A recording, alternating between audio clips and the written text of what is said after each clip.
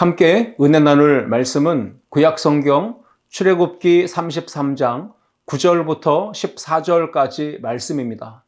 본문을 다 함께 읽겠습니다. 모세가 회막에 들어갈 때에 구름 기둥이 내려 회막 문에 서며 여호와께서 모세와 말씀하시니 모든 백성이 회막 문에 구름 기둥이 서 있는 것을 보고 다 일어나 각기 장막 문에 서서 예배하며 사람이 자기의 친구와 이야기함 같이 여호와께서는 모세와 대면하여 말씀하시며 모세는 진으로 돌아오나 눈의 아들 젊은 수종자 여호수아는 회막을 떠나지 아니하니라. 모세가 여호와께 아뢰되 보시옵소서 주께서 내게 이 백성을 인도하여 올라가라 하시면서 나와 함께 보낼 자를 내게 지시하지 아니하시나이다. 주께서 전에 말씀하시기를 나는 이름으로도 너를 알고 너도 내 앞에 은총을 입었다 하셨사온즉 내가 참으로 주의 목전에 은총을 입었사오면 원하건대 주의 길을 내게 보이사 내게 주를 알리시고 나로 주의 목전에 은총을 입게 하시며 이 족속을 주의 백성으로 여기소서. 여호와께서 이르시되 내가 친히 가리라. 내가 너를 쉬게 하리라. 아멘. 함께 읽은 말씀을 가지고 하나님의 크신 은혜, 이러한 제목으로 말씀을 나누고자 합니다. 하나님의 거룩한 부르심, 그 소명을 따라서 자신의 삶을 헌신하며 충성하며 이스라엘 자손을 430년간의 애굽의 종살이에서 건져내는데 쓰임받았던 모세가 이후 40년간 험한 광야의 길 가운데서 선교사적인 삶으로 백성을 위해 헌신하며 기도하며 그리고 섬길 수 있었던 비결은 무엇일까요? 출애굽기 33장 9절과 11절 말씀 보시면 분명하게 그 비결을 소개하고 있습니다. 모세가 회막에 들어갈 때에 구름 기둥이 내려 회막문에 서며 여호와께서 모세와 말씀하시니 사람이 자기의 친구와 이야기함 같이 여호와께서는 모세와 대면하여 말씀하시며 모세는 진으로 돌아오나 눈의 아들 젊은 수종자 여호수아는 회막을 떠나지 아니하니라 말씀하고 있습니다. 모세가 선교사적 삶으로 헌신과 충성과 또 사랑으로 백성을 위해 기도하는 그런 중보자의 사명을 잘 감당할 수 있었던 비결은 바로 하나님과 1대1로 만남, 친밀한 사귐과 교제, 대화와 동행, 그것이 있기 때문에 가능했다라고 볼 수가 있습니다. 모세의 모습이 겉으로 볼 때는 대단해 보이고 또 화려해 보이고 위대해 보여도 모세의 내면에는 하나님과 친구 관계를 맺고 친밀한 만남과 대화와 교제와 사귐과 동행이라는 사실 영적인 체험이 있었기 때문에 그것을 우리는 놓칠 수가 없는 것입니다. 그런데 친구 관계 이 주도권, 교제, 사귐 그 주도권, 나아가 그 하나님의 동행하심의 이 주도권은 모세에게 있었던 것이 아니라 바로 하나님 그분께 있었다는 사실입니다. 오늘 본문 9절과 11절에 반복되는 표현은 무엇입니까? 여호와께서 모세와 말씀하시니, 여호와께서 모세와 대면하여 말씀하시며 라고 하는 표현이 반복되고 있습니다. 사람이 자기 친구와 이야기함 같이 여호와께서 모세와 대면하여 말씀하셨다고 성경은 기록합니다. 하나님께서 친히 주도권을 주시고 모세와 친밀한 만남을 누리시며 교제하시며 사귀시며 그리고 함께 동행하시는 그 모든 주도권을 주셨다. 하나님이 모세와 이렇게 가까운 친밀한 절친 관계를 맺으셨던 것처럼 오늘 이 시대를 살아가는 그리고 오늘 함께 예배하는 우리 모든 성도들과도 하나님은 분명히 좋은 관계, 친구 관계, 절친 관계를 맺기를 원하신다라고 하는 것을 잊지 말기를 주의 이름으로 축복합니다. 하나님의 크신 은혜, 우리를 향하신 하나님의 그 놀라운 사랑과 은혜는 오늘 본문을 통하여 어떻게 나타나고 있을까요? 하나님과 친밀한 교제와 사귐과 인도와 동행을 누리며 살기 위해서 우리는 어떠한 삶의 현장으로 어떠한 삶의 모습으로 나아가야 될까요? 본문을 통해 세 가지를 생각해 보며 은혜를 나누고자 합니다. 첫째, 함께 읽겠습니다. 은혜의 교제를 누려야 합니다. 모세가 처음부터 하나님께 부름받았던 그 처음 순간부터 자기 동족에 대한 또 이웃에 대한 희생과 섬김과 중보와 그런 선교적인 삶을 헌신했던 걸까요? 아닙니다. 처음부터 그러하진 않았다는 것을 성경은 분명히 보여주고 있습니다. 모세는 어찌 보면 어머니 뱃속에서부터 신앙을 가지고 태어난 모태신앙인이라 말할 수 있습니다. 그러나 오늘날 모태신앙은 얼마나 많은 부정적인 모습으로 비춰지고 있습니까? 이것도 못해, 저것도 못해, 다 못해. 이러한 신앙인이 바로 모세였다라는 것이고요. 오늘 이 시대를 살아가는 우리들의 모습은 아닌지 돌아보게 됩니다. 모세는 태어날 때부터 하나님으로부터 아주 큰 은혜와 사랑과 기적을 체험하는 그러한 주인공이었습니다. 바로 왕의 명령으로 산의 아이들이 태어나면 나일강에 던져라, 나일강에 버려 죽게 해라, 이런 명령이 내려졌습니다. 그때 모세는 하나님께서 베풀어 주신 크신 은혜와 사랑으로 그 절망과 죽음의 강에서 기적적으로 건져냄을 받았습니다.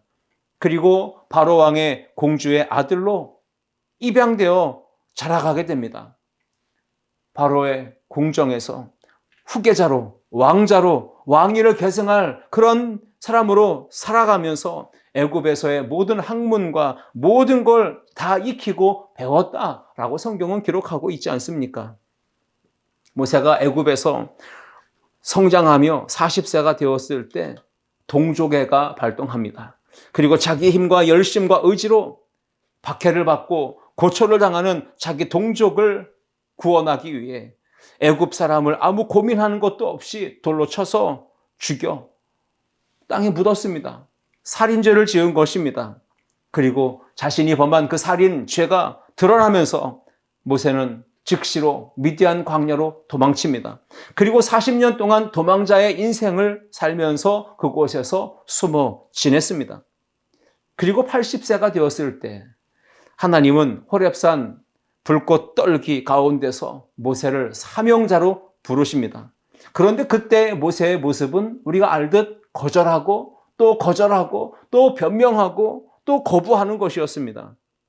출애굽기 3장 6절을 보시면 모세가 하나님 배웁기를 두려워하여 얼굴을 가리매 라고 기록합니다. 하나님은 모세를 부르실 때 하나님은 모세를 아주 친근감 있게 모세야, 모세야 라고 부르십니다. 그러나 모세는 감히 그 부르시는 하나님, 그분과의 대화, 그분과의 만남, 그것을 어렵게 여기며 불편하게 여기며 두렵게 여기며 얼굴을 가렸다라고 성경은 기록하고 있습니다. 하나님께서 모세를 친근감 있게 부르시는데 모세는 그러한 하나님과 거리감을 둘 수밖에 없었던, 참 아직까지도 하나님과의 깊은 사귐과 교제, 그 은혜의 동행을 누리지 못했던 이 모세의 처음 모습을 보게 되는 것입니다. 처음부터 하나님과 절친 관계가 아니었다라는 것입니다. 만남도 교제도 사귐도 동행도 친밀하지 못했다라는 것을 보여주는 것입니다. 하나님께서 모세에게 계속 사명을 부여하시며 말씀하십니다. 내가 너를 애굽으로 보내서 내 백성 그들을 구원하는데 내가 너를 도구로 사용하겠다. 하나님은 모세에게 비전을 주시며 사명을 부여하십니다. 그런데 모세는 거부하고 거절합니다. 그리고 말씀하실 때마다 변명을 둘러댑니다. 출애굽기 3장 11절 말씀, 모세가 하나님께 아뢰되 내가 누구이기에 바로에게 가며 이스라엘 자손을 애굽에서 인도하여 내리이까. 여러분, 모세는 성경 전체에 수많은 인물들이 등장하는데 그 중에서도 이 핑계 저 핑계 대면서 이것도 못해 저것도 못해 다 못해 나는 못해 신앙인입니다 라고 이야기하는 것과 같습니다. 하나님의 부르심, 하나님의 사명으로의 초청, 그것을 거절하고 거부하는데 모세는 단연코 1등이라고 말할 수도 있습니다. 보낼 만한 자를 보내소서. 차라리 나를 보내지 마시고 보낼 만한 자를 하나님 보내십시오. 나는 본래 말을 잘 못하는 사람입니다. 내가 만약 이렇게 가면 사람들이 나를 인정해 주지 않을 것입니다. 받아주지 않을 것입니다. 사람들은 나를 믿지 않을 것입니다. 이렇게 여러 가지 핑계거리를 대며 변명을 둘러대며 하나님의 이 부르심에 대해서 모세는 거절과 거부와 변명을 일삼았습니다. 계속 거부하고 거절하는 이런 모세의 모습을 보면 분명 모세의 처음 이 80세에 부르심 받았던 그때의 모습은 하나님과 전혀 친밀한 사귐과 교제와 동행을 누리지 못하고 있었던 것을 우리가 보게 되는 것입니다. 그런데 오늘 본문에 와서 모세와 하나님과의 관계가 얼마나 친밀하게 절친 관계로 끈끈한 사랑의 관계로 연결되어져 있는지 그런 변화된 모습을 우리가 보게 됩니다. 출애굽기 33장 12절 말씀 보시면 모세가 여호와께 아뢰되 보시옵소서 주께서 내게 이 백성을 인도하여 올라가라 하시면서 나와 함께 보낼 자를 내게 지시하지 아니하시나이다. 주께서 전에 말씀하시기를 나는 이름으로도 너를 알고 너도 내 앞에 은총을 입었다 하셨사온즉. 여러분 여기에 말씀에 뭐라고 기록합니까? 하나님은 분명히 모세의 이름 그것을 아셨다라고 말합니다. 그리고 모세는 하나님 앞에 은총을 입은 사람이라 라고 이야기하고 있습니다. 자기의 이름을 아시며 자기에게 은총을 베푸신 것을 모세는 잘 알고 있었습니다. 하나님의 언약 백성이었지만 사실 모세는 그러한 삶에 걸맞는 모습이 없었던 것이죠. 그러한 모세를 하나님은 잘 아셨어요. 모세가 과거에 40세 때 자기 열심으로 자기 의로 충만해서 애굽 사람을 돌로 쳐 죽인 이 살인죄를 범한 것 또한 하나님은 다 알고 계셨습니다. 그리고 모세가 80세가 되었을 때 사명자로 부르시는데 모세는 거듭 여러 번 거부하고 또 거절하며 변명을 일삼았던 것 그러한 나약했던 모세를 하나님은 아셨습니다. 그런데 중요한 건 그럼에도 불구하고 크신 은혜와 사랑을 베푸셨다는 것입니다. 하나님은 은총을 베푸셨어요. 모세는 자신이 하나님의 사랑과 은혜를 입을 만한 자격이 전혀 없는 자임을 너무나 잘 알고 있었습니다. 그런데 그럼에도 불구하고 하나님은 모세의 연약함, 이 허물을 은혜로 덮어주셨습니다. 그리고 가려주셨습니다. 그리고 그것을 꾸중하거나 책망하거나 질책하지 않으시고 하나님은 그 모세를 끌어안으시고 사랑으로 감싸주시며 자녀로 삼아주시며 사명자로 택해주시는 것입니다. 여러분 그런데 모세는 그때마다 거절했고 거부했잖아요. 그러나 하나님은 그럼에도 불구하고 모세를 포기하지 않으시고 그 모세를 끝까지 붙들어 사용하시는 놀라운 은혜, 놀라운 사랑의 선물을 거듭 반복해 베풀어 주신 것입니다.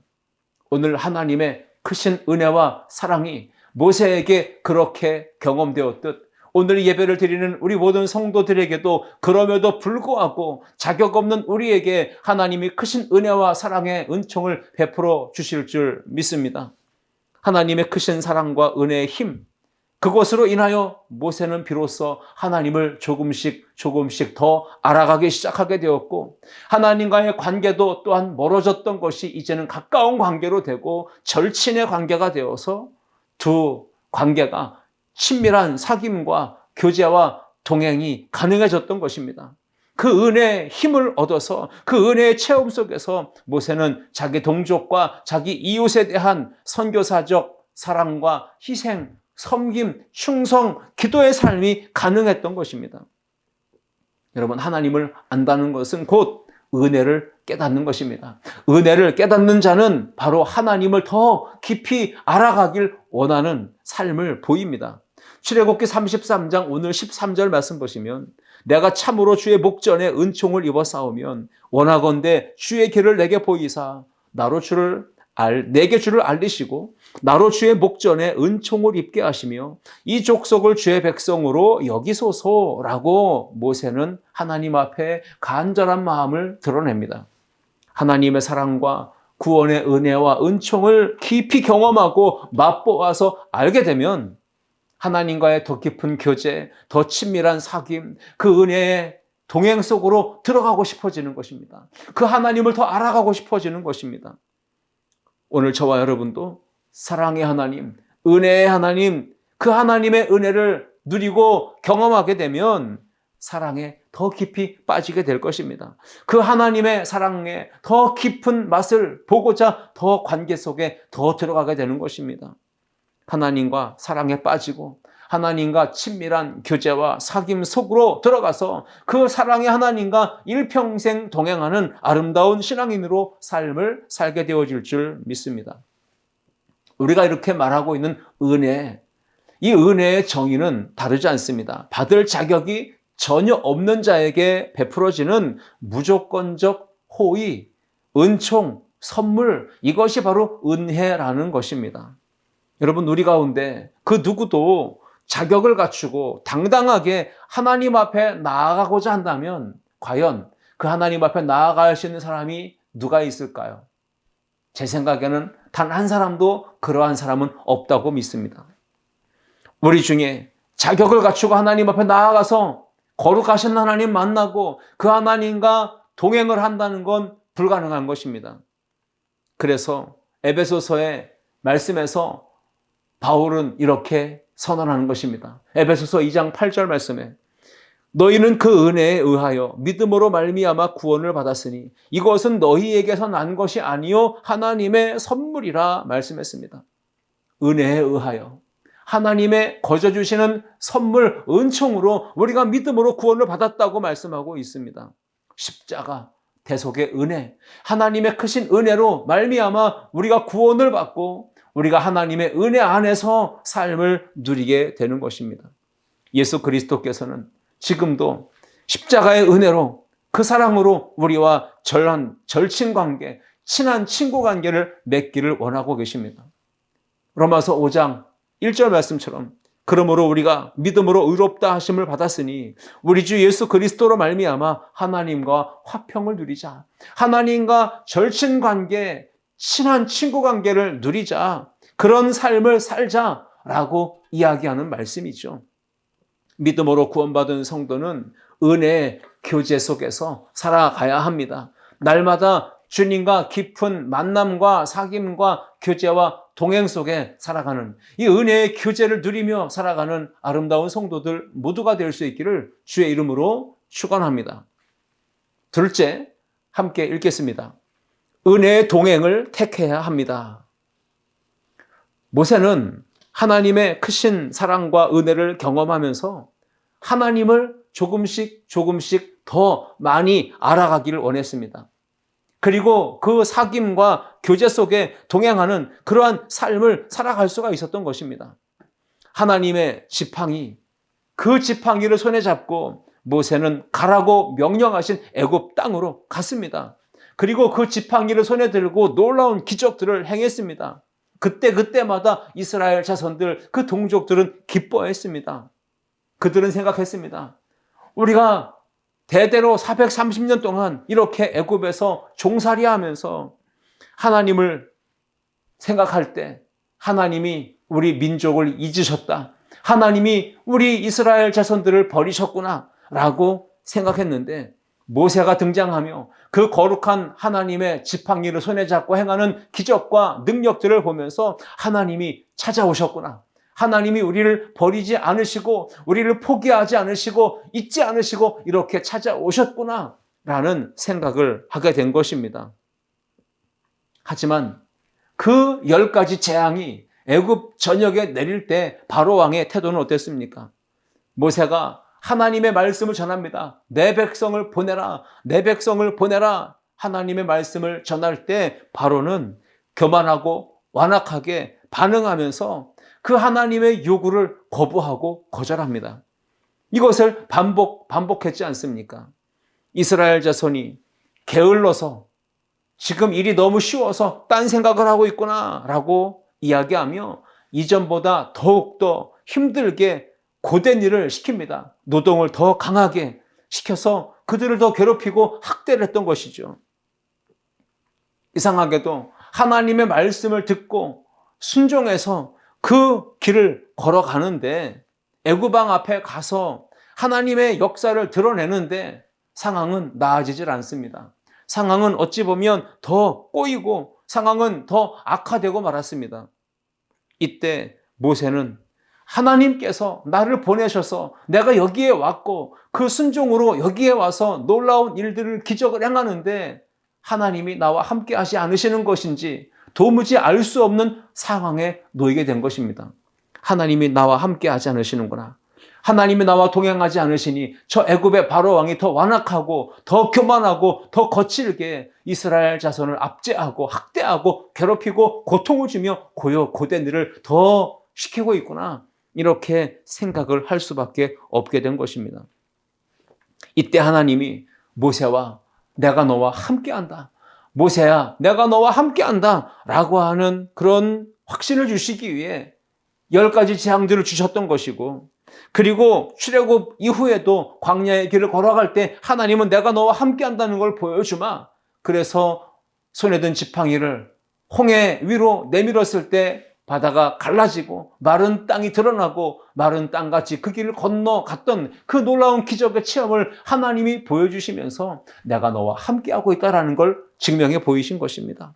계속해서 구름기둥과 불기둥의 임재하심으로 하나님은 함께하심을 보여주셨고, 그들이 양식을 구할 때 만나를 먹이시며 메추라기로 먹이시며 목이 마르다 할 때 반석에서 물을 내시는 그 하나님의 기적의 역사로 하나님은 내가 너희와 함께하고 있다.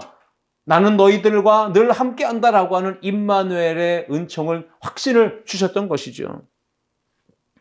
오늘 우리가 죄에서 자유함을 얻고 구원받은 성도로서 믿음 생활을 해나갈 때 여러분 세상을 살아가지 않습니까?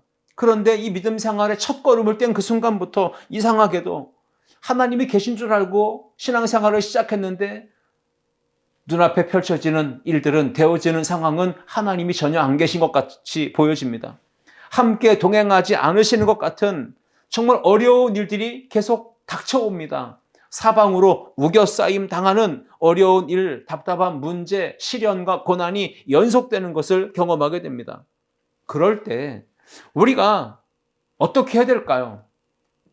하나님을 가까이 하며 하나님을 찾으며 하나님께 기도할 때 하나님은 우리의 연약함을 불쌍히 여기시고 우리의 미성숙함을 불쌍히 여기시며 우리의 영의 눈을, 믿음의 눈을 활짝 열어주시고 하나님 우리를 단 한순간도 떠나시거나 버리시거나 포기하시거나 잊어버리신 적이 없고 늘 함께 동행하고 계셨다는 사실을 직접 눈으로 경험하도록 보도록 하나님께서 역사하신다는 사실이죠. 오늘 여러분의 눈에 보이는 현상은 어떻습니까? 어렵습니까? 답답합니까? 하나님이 안 계신 것 같고 하나님이 나와 동행하지 않으시는 것 같은 참 희망이 없는 절망적인 상황을 만났습니까? 그때 하나님은 우리의 인생에 믿음의 눈을 열어주실 것입니다. 영의 눈을 열어주셔서 하나님이 이렇게 나와 함께 하셨구나. 지금도 나와 함께 하시며 영원히 동행하실 그 하나님의 사랑을 확인하도록 하나님께서 은혜와 사랑으로 함께 하신다는 것, 일하신다는 것, 그것을 보고 믿음으로 확신하며 살아가는 우리 모든 성도들 되기를 주의 이름으로 축복합니다. 이스라엘 자손은 죄에서 구원하여 주신 그리고 자유의 은총을 베풀어 주신 그 하나님의 크신 사랑과 은혜를 망각합니다. 잊어버립니다. 그리고 배은망덕하게 계속해서 반역하며 불순종의 죄를 짓습니다. 그들은 힘들 때마다 문제가 생길 때마다 이렇게 얘기합니다. 우리가 왜 이 광야로 나와서 이 생고생을 하며 죽을 일을 당하는가? 차라리 다시 이전으로 돌아가자. 애굽으로 돌아가자. 과거로 회귀하자라고 이야기했습니다. 원망과 불평과 함께 하나님을 떠나 우리가 다시 애굽으로 돌아가자라고 말하는 것입니다. 구원의 길에 들어섰는데 믿음으로 끝까지 달려가지 못하고 뒤로 돌아서 버리고자 하는 이러한 이스라엘 자손들의 불순종과 불충의 모습, 하나님의 임재와 영광이 가득한 그 시내산에서 모세는 하나님과 대면하여 그 하나님의 말씀, 계명을 받고 있는데 그 시일이 40일이 지나가며 모세가 시내산에서 내려오지 않자 이스라엘 자손들 그들은 무엇을 했습니까? 모세는 죽었구나. 우리를 여기까지 인도해온 지도자 모세가 이제 죽었으니 우리가 금송아지, 우상을 만들어서 절하고 그에게 예배하며 이 금송아지가 우리를 애굽 땅에서부터 여기까지 인도해낸 여호와 하나님이라고 망언을 거침없이 쏟아내는 그 이스라엘 자손들의 상황을 성경은 우리에게 보여주고 있습니다. 그때 하나님이 크게 진노하십니다. 이스라엘 백성을 심판하시려고 하십니다. 모세는 그 하나님의 심판과 하나님의 진노의 불이 쏟아지기 전에 하나님과 백성 사이에 중보자로 중재자로 딱 서서 하나님 앞에 기도합니다. 하나님이시여, 이 연약한 백성들 진멸하지 마시고 하나님 은혜와 긍휼 자비를 베풀어 주셔서 하나님 용서하옵소서. 하나님 긍휼의 은총을 베풀어 달라고 간절히 모세가 기도합니다. 그 모세의 간절한 기도에 하나님이 응답하신 줄 믿습니다. 모세 그 간절한 기도에 하나님이 언약에 신실하신 분이신지라 이렇게 말씀하셨죠. 너희를 가나안 땅에 내가 들어가긴 하겠다. 그러나 나는 너희와 함께 올라가지 않겠다. 이 말은 동행하지 않겠다는 말씀입니다. 청천벽력과 같은 말씀입니다. 출애굽기 33장 3절 말씀 보시면 너희를 적과 꿀이 흐르는 땅에 이르게 하려니와 나는 너희와 함께 올라가지 아니하리니 너희는 목이 곧은 백성인즉 내가 길에서 너희를 진멸할까 염려함이니라 하시니, 내가 너희와 함께 올라가지 않겠다고 하십니다. 동행하지 않겠다고 하신 것입니다. 하나님은 약속을 지키시는 분이십니다. 그래서 적과 꿀이 흐르는 그 가나안 땅에 너희들을 들어가게끔 하겠지만 나는 너희와는 못 간다. 안 간다. 동행하지 않겠다. 왜냐하면 너희가 목이 곧은 백성이기 때문이다. 너희가 길에서 진멸당할까 내가 염려하기 때문이라 라고 하나님 말씀하시죠. 모세의 간절한 기도 속에 하나님은 또다시 말씀하십니다. 여호와께서 뭐라고 하십니까? 14절 보시면 내가 친히 가리라. 내가 너희를 쉬게 하리라 말씀하십니다. 하나님이 동행하지 않겠다고, 내가 너희와 함께 올라가지 않겠다고 말씀하셨을 때 모세는 간절한 기도를 올립니다. 위험한 결단을 하나님께 말합니다. 뭐라고 얘기했습니까? 출애굽기 33장 15절과 16절 말씀에 모세가 여호와께 아뢰되 주께서 친히 가지 아니하시거려든 우리를 이곳에서 올려보내지 마옵소서. 나와 주의 백성이 주의 목전에 은총을 입은 줄을 무엇으로 알리이까? 주께서 우리와 함께 행하심으로 나와 주의 백성을 천하 만민 중에 구별하심이 아니니까? 라고 하나님 앞에 기도하며 묻습니다. 하나님께서 기도에 응답해 주셔서 그리고 하나님의 영광을 목도하게끔 그 하시는 것을 간구하고 있습니다.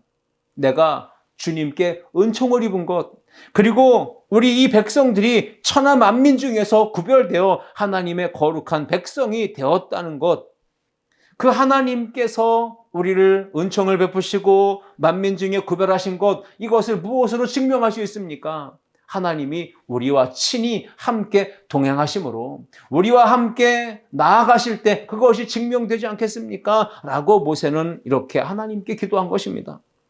적과 꿀이 흐르는 가나안 땅에 들어가는 것은 하나님의 약속이고 모세가 이스라엘 백성들을 구원하기 위해 사명을 가지고 가서 처음으로 공략했던 내용이고요. 그 이스라엘 자손들의 간절한 마음의 소원이요 염원이었습니다.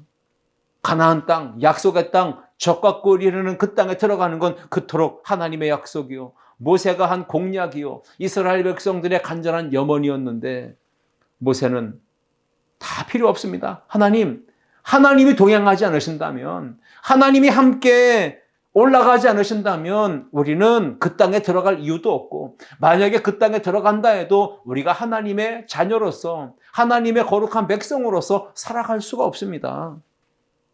하나님의 은혜를 더 간절히 원하며 하나님의 도우심과 하나님의 인도와 동행을 간구했던 것입니다. 믿음은 선택입니다. 믿음은 반드시 우리에게 선택을 요구합니다. 둘 중 안에 한 가지입니다. 신앙생활을 하다 보면 반드시 우리에게 이러한 순간들이 옵니다.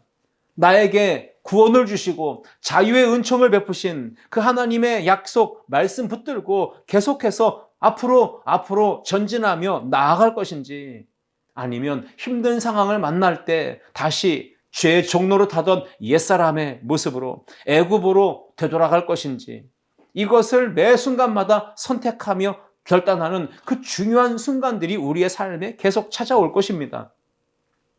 꿈에도 그리던 젖과 꿀이 흐르는 가나안 땅에 들어가는 것 너무나 좋은 일입니다. 너무나 기대가 되는 일입니다. 그런데 문제가 뭡니까? 하나님의 동행하심이 없다면, 하나님이 나는 너희와 함께 올라가지 않겠다 이런 말씀을 주신다면 우리는 그래도 그 땅으로 가야 하겠습니까?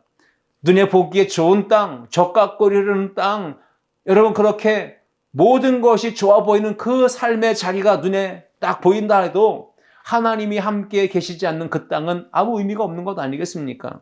우리는 선택해야 합니다.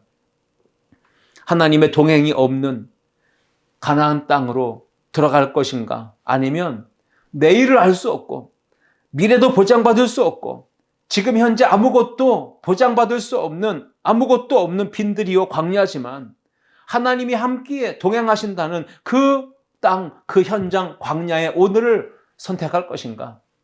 우리는 결단하며 선택해야 되는 순간을 마주하고 있는 것입니다. 가나안 땅으로 들어가긴 들어가는데 하나님의 동행하심이 없다. 좋은 것은 있는데 환경도 좋아지고 모든 상황이 나아진다 해도 하나님의 동행하심이 없다면 그 땅은 무슨 의미가 있는 것입니까? 어느 곳에 가든 예배가 드려지지 않는 곳이라면, 어느 곳으로 가든 기도가 끊어지는 현장이라면, 어느 곳에 있든지 하나님의 임재와 동행이 없는 그러한 삶이 펼쳐진다면 소유가 넉넉해도 많은 것을 세속적으로 누려도 우리는 불행한 인생이 될 것이고 영적으로 목마르고 갈급한 신앙인이 되고 말 것입니다. 그래서 광야라 해도 하나님이 함께 계시는 그 현장에 내가 머물기를 선택해야 되며 성전의 신앙으로, 예배의 신앙으로, 기도와 말씀과 찬양의 신앙, 봉사와 충성과 헌신의 신앙, 복음 전도의 신앙으로 우리가 나아가야 될 줄 믿습니다. 죄에서 자유를 얻은 성도는 매일매일 하나님과 거룩한 동행, 그 거룩한 친밀한 관계 속에서 살아가는 경건의 훈련을 멈추지 말고 더 강력하게 힘써야 될 줄 믿습니다. 하루 24시간 행복하게 예수님과 동행하고 성령님과 동행하며 사는 삶, 이것이 바로 예수 그리스도의 사람이며 예수님의 제자된 우리 그리스도인의 모습인 줄 믿습니다. 그렇게 은혜의 교제 속에서 은혜의 동행을 택하며 살아가는 우리 아름다운 성도들 모두가 될 수 있기를 주님의 이름으로 축원합니다. 셋째, 함께 읽겠습니다. 은혜의 나눔을 행해야 합니다. 아멘. 모세가 자기 동족과 그리고 자기 이웃을 위해서 선교사적인 삶으로 자신을 희생하고 자신을 다 내어주며 그리고 백성들을 섬기며 모든 것을 그렇게 아낌없이 내놓을 수 있었던 그 비결이 무엇인가요? 오늘 우리가 세 가지를 살펴보고 있습니다. 첫 번째는 은혜의 교제를 누리는 것이다. 두 번째는 은혜의 동행을 택하고 경건의 삶을 힘쓰며 훈련하는 것이다. 그리고 세 번째가 은혜의 나눔을 실천적으로 행하라라는 것입니다. 이것이 바로 모세가 자기 동족과 자기 이웃을 위해 선교사적 삶으로 희생하며 섬기며 헌신할 수 있었던 근거였습니다. 은혜의 교제, 은혜의 동행, 은혜의 나눔. 이스라엘 자손이 시내산에서 금송아지 우상을 만들며 숭배하며 하나님의 진노를 받게 됩니다. 하나님의 심판과 진노의 불이 쏟아질 때 그 위기의 상황 속에 모세가 취한 태도는 하나님 앞에 엎드리는 것이고 하나님 앞에 간절히 기도하는 것이었습니다.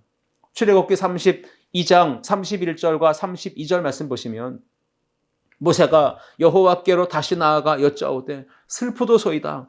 이 백성이 자기들을 위하여 금신을 만들어 싸우니 큰 죄를 범하였나이다. 그러나 이제 그들의 죄를 사하시옵소서. 그렇지 아니하시오면 원하건대 주께서 기록하신 책에서 내 이름을 지워버려 주옵소서. 모세는 이렇게 기도합니다. 내 이름이 생명책에서 지워진다 할지라도 내가 원하는 것은 하나님 이 백성들을 용서하시고 이 백성들을 끝까지 구원의 길로 인도해달라고 간청을 올려드리는 것이었습니다. 우리는 과연 그러한 기도를 드릴 수 있습니까? 내가 죽을지라도, 내 생명을 하나님 거두어 갈지라도 내 남편의 생명을 하나님 구원하여 주시고, 내 남편이 예수 믿고 구원받는 것이 된다면 나는 죽어도 좋습니다. 내 자녀가 예수 믿고 구원받아 하나님의 자녀로 살아가는 그 날이 온다면 나는 지금 내 삶을 전적으로 하나님 앞에 드리는 것, 이것이 전혀 아깝지 않습니다. 이러한 기도와 결단을 우리가 올릴 수 있을까요? 믿지 아니하는 남편, 아내, 부모, 형제를 위해, 그들이 예수 그리스도를 만나 구원받고 하나님의 백성이 되기를 위해 우리는 하나님께 이렇게 모세처럼 기도할 수 있습니까? 주께서 기록하신 책에서 내 이름을 지워버려 주옵소서 라고까지 하면서 나가 차라리 죽음에 이르러도 그들이 구원받을 수 있다면, 하나님의 자녀가 될 수만 있다면 내 삶을 드립니다. 내 생명, 내 목숨, 내 전존재를 드립니다. 이렇게 기도할 수 있을까요? 세상에서 방황하는 자녀들, 세상에서 방황하는 나의 주변의 동료와 친구들, 이웃들, 그들을 하나님 앞에 참된 예배자로 세우기 위해서 내 생명을 드립니다. 주님, 내 시간과 내 물질과 내 재능과 내 삶의 전존재를 올리오니 받으시옵소서. 이렇게 하나님 앞에 선교사적 삶으로 헌신하며 그리고 그들을 위해 중보하며 기도할 수 있겠습니까? 영혼 구원을 위해, 한 영혼의 구원을 위해, 그래서 우리는 세속적인 것, 세상적인 것, 정욕적인 것, 육체적인 것, 그 모든 더러운 삶의 요소를 하나씩 하나씩 제거하기를, 끊어내기를, 절제하기를 힘써야 되는 것입니다.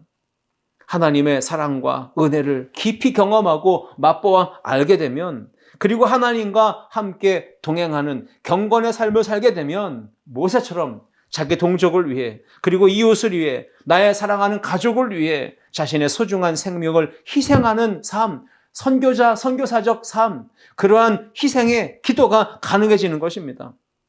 부름받아 나선 이 몸 어디든지 가오리다. 이름 없이 빛도 없이 감사하며 섬기리다. 아골골짝 빈들에도 복음 들고 가오리다 하잖아요. 멸시천대 십자가는 제가 지고 가오리다 다짐하잖아요. 이러한 다짐과 헌신의 기도는 하나님의 사랑과 은혜, 크신 은혜를 맛보고 경험한 자만이 올릴 수 있는 기도요. 하나님과의 친밀한 사귐과 교제와 그 동행 속에서 살아가는 경건한 믿음의 사랑 성도가 올릴 수 있는 기도인 것입니다. 바울은 자기 신앙과 열심을 따라서 예수 믿는 사람을 박해했던 사람입니다. 그리고 잡아다가 옥에 넘겨주고 죽이는데 앞장섰던 사람입니다. 그런데 그가 부활하신 예수, 죽음에서 부활하신 예수 그리스도를 다시 만난 이후에 그는 완전히 변화된 새 사람이 되어 왔습니다. 그리고는 이렇게 고백했습니다. 로마서 9장 3절 말씀. 나의 형제 곧 골육의 친척을 위하여 내 자신이 저주를 받아 그리스도에게서 끊어질지라도 원하는 바로다. 내가 저주를 받아서 하나님의 사랑에서 끊어지게 된다 할지라도 내가 원하는 것은 나의 형제, 나의 골육, 친척, 그 이웃, 동족이 예수 믿고 구원받는 것이라면 나는 저주를 받아도 괜찮습니다. 나는 끊어져도 좋습니다. 이렇게 기도한 것이죠. 사도행전 20장 24절 말씀. 바울은 이렇게 선포합니다. 내가 달려갈 길과 주 예수께 받은 사명 곧 하나님의 은혜의 복음을 증언하는 일을 마치려 하면은 나의 생명조차 조금도 귀한 것으로 여기지 아니하노라. 나의 생명을 조금도 귀한 것으로 여기지 않는다. 바로 십자가의 길을 걷는 순교사적 삶을 사는 바로 하나님의 백성들, 예수님의 사람들, 그들의 모습이 아니겠습니까? 선교사적 희생과 섬김, 헌신의 삶은 결국 은혜 받은 것에 대한 결과요, 은혜 받은 것에 대한 열매입니다. 모세처럼 자기 동족과 이웃에게 사랑과 은혜의 나눔을 실천하는 것, 그것은 은혜 받은 자가 드리는 최고의 열매인 것입니다. 하나님의 아들이, 죄 없으신 예수님이 죄인된 나를 위해 대신 십자가를 짊어지시고 십자가에 달려 죽으시며 우리를 구원하셨다면 그 크신 사랑과 은혜를 깨닫는 우리 모두는 이제 어떻게 살겠습니까? 시간을 아낄 수 있습니까? 재능을 아낄 수 있습니까? 삶을 아끼면서 나를 위해 쓰는 것이 무슨 의미가 있습니까? 하나님의 영광을 위해, 죽어가는 영혼을 살리기 위해 내 삶을 선교사적 삶으로 이웃과 동족과 친구와 그 가족을 위해 기꺼이 헌신할 수 있는 이러한 삶, 하나님의 은혜를 깨닫고 주님의 은혜에 깊이 참여하며 주님과 사랑의 교제 속에 동행하는 것이며 그 주님의 사랑과 은혜를 받은 것, 나눔을 실천하는 삶, 이것이 바로 우리에게 요구되는 하나님의 백성의 모습입니다. 오늘 이 말씀을 기억하시며 하나님의 크신 은혜를 입은 성도는 어떻게 살아야 되겠습니까? 은혜의 교제를 날마다 누리며 은혜의 동행 속에 살아가며 그 동행하기를 선택하며 나아가 은혜의 나눔을 계속해서 실천하는 삶을 살아야 될 줄 믿습니다. 이 한 주간도 그러한 삶으로 하나님께 영광 돌리는 우리 모든 성도들 되시기를 주님의 이름으로 축원합니다. 기도하시겠습니다. 사랑과 은혜가 풍성하신 하나님 아버지 감사합니다.